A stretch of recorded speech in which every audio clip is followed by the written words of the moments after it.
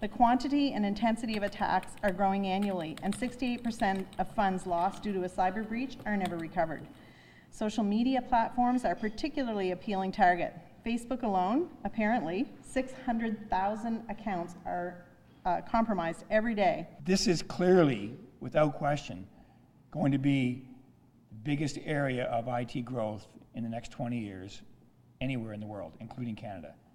The more we can do today to be aware of these issues and these challenges, but also these opportunities, the further we are going to be ahead in business and in government.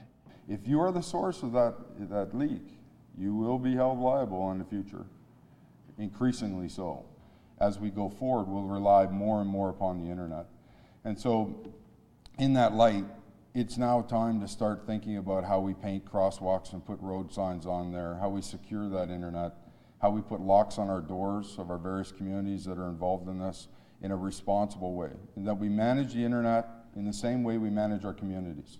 It's possible to reduce the threat, absolutely 100%, just like we do in our everyday lives, right, of those that would harm us in our communities, etc.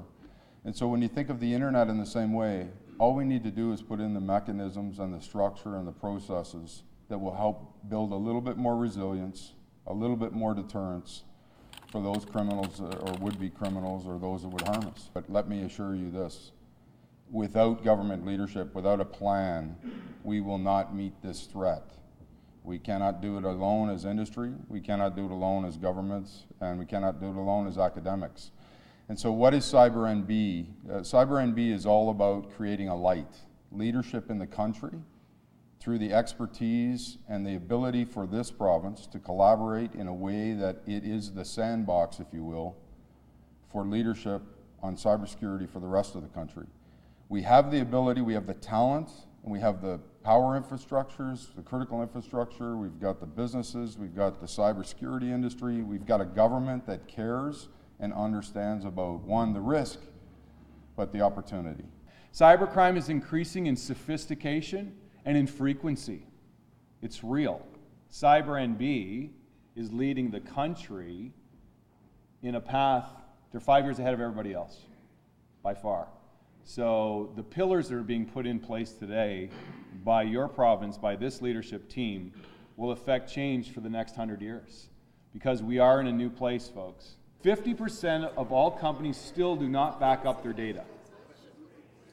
Does that make sense? We're not backing up our data, we still don't get it, right? So this is 2016, and this is where we're sitting.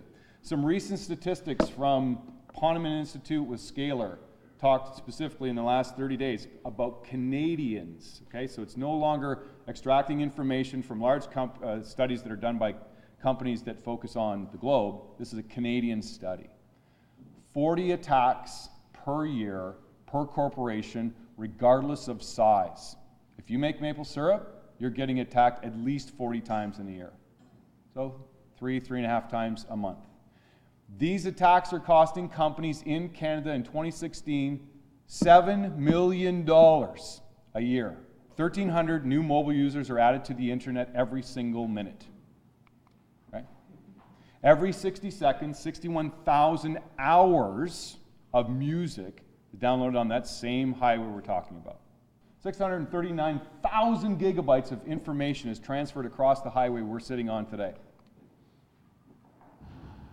1.3 million videos viewed, and more. Right? We talk about Facebook. Here's a staggering one. Almost 250 million emails are going across this highway that we're all on every minute. Again, trying to paint the picture where we're sitting. So cybercrime now in 2016 has evolved. Monday morning rolls around. You come into the office. Everyone's abuzz, talking about their great weekend that they had. People start logging onto their systems. You're hearing a bit of chatter, but not knowing what's going on. For some reason, you have like 50 voicemail messages, not sure why. But you're starting to listen, and then your phone rings. Before you can even think about it, you pick up the phone, and someone's running in and passing you a note saying, "We've been hacked. We're being held for ransom. We can't access anything." Now, that isn't reality. That could happen. And that's not just for accounting companies. That could be an engineering firm, that could be a retailer, that could be anyone, your worst nightmare. And that's why you have to think about the PR and marketing and communication sides of things. So we know it's not going away. So again, this isn't all about fear. We want you to be a little bit scared, but we also want you to think about what you can do. So it means all of these things, right? That $6 trillion, it could be embezzlement, theft of intellectual property, theft of all your customer data, everything. And what's it mean for you? As I just said with some of the previous 2 slides back, it can be lost data.